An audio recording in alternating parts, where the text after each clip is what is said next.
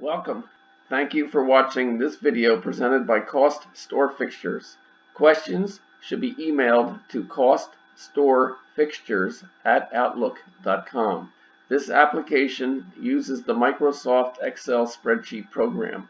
Microsoft and Excel are trademarks and property of Microsoft Corporation. A Microsoft Corporation license is required to use the Excel program. The instruction example covers foundation principles and demonstrates the process by calculating the cost of a pedestal fixture step by step. Each instruction example consists of a macro button and a cell comment. To read the text of the macro before clicking the button, hover over the cell to the right of the button and the text of the macro is displayed.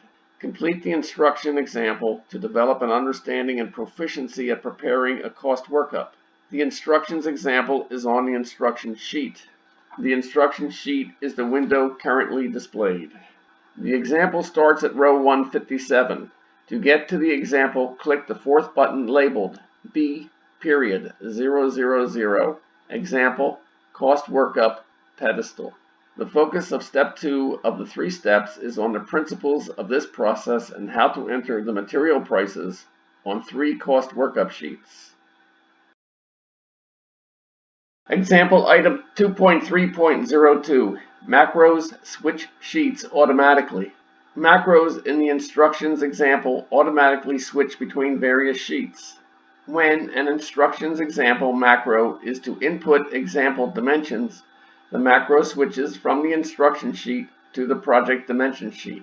When an instructions example macro is to input example prices, the macro switches from the instruction sheet to one of the 3 cost workup sheets, base, door, and shelf. After the user's manual entry of either dimensions or prices, the input macros do not switch back to the instruction sheet.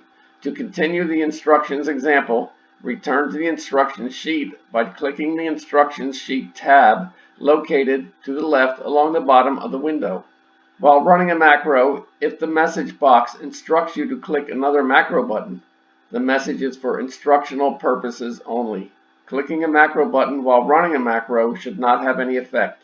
Complete the macro currently running before beginning another macro. This example 2.3.02 is completed. Continue the instructions example by clicking item 2.3.03.